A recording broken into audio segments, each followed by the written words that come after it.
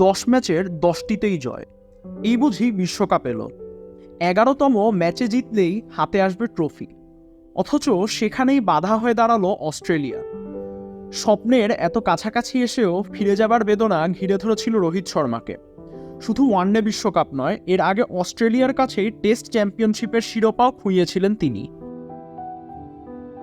সব মিলিয়ে বোধহয় বেঁচে থাকার আনন্দটাই হারিয়ে ফেলেছিলেন ভারতীয় অধিনায়ক। ব্যর্থতার চোরাবালি তাকে আষ্টেপৃষ্ঠে জড়িয়ে ধরেছিল।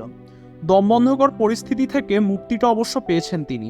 ক্রিকেট বিধাতা তার স্বস্তির অবস্থা করে দিয়েছে। 2024 টি-20 বিশ্বকাপের ফাইনালে দক্ষিণ আফ্রিকার বিপক্ষে দুর্দান্ত এক জয় তুলে নেয় টিম ইন্ডিয়া। রোমাঞ্চকর ম্যাচটা জিতে সেদিন বিশ্বকাপ ট্রফিতে চুমু এঁকে দিতে পেরেছিলেন রোহিত, আর তাতেই বেঁচে থাকার অনুভূতি পুনরায় ফিরে পেয়েছেন তিনি।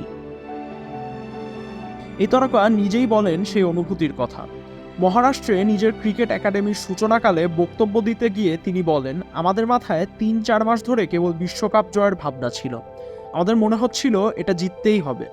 চ্যাম্পিয়ন হওয়ার পর আমি আবার বেঁচে থাকার অনুভূতি ফিরে পাই। এছাড়া একাডেমির ব্যাপারে দারুণ আশাবাদ ব্যক্ত করেন হিটম্যান। তিনি বলেন, আজ এখানে আমরা আমাদের ক্রিকেট একাডেমি শুরু করেছি। আমি আশা করব এই একাডেমি থেকে পরবর্তী যশস্বী জয়সওয়াল, শুভমান গিল, জাসপ্রীত বুমরা বের হবে। টি-20 থেকে অবসর নিয়েছেন এই ওপেনার, তাই তো অস্ট্রেলিয়া আর নিউজিল্যান্ডের বিপক্ষে টেস্ট সিরিজের আগে তার হাতে আছে অখণ্ড অবসর। তবে গুরুত্বপূর্ণ লড়াইয়ের আগে নিশ্চয়ই নিজের প্রস্তুতি ঠিকঠাকভাবেই সারবেন তিনি। ইসমাম সোহরাওয়ার্দী, খেলা ৭১।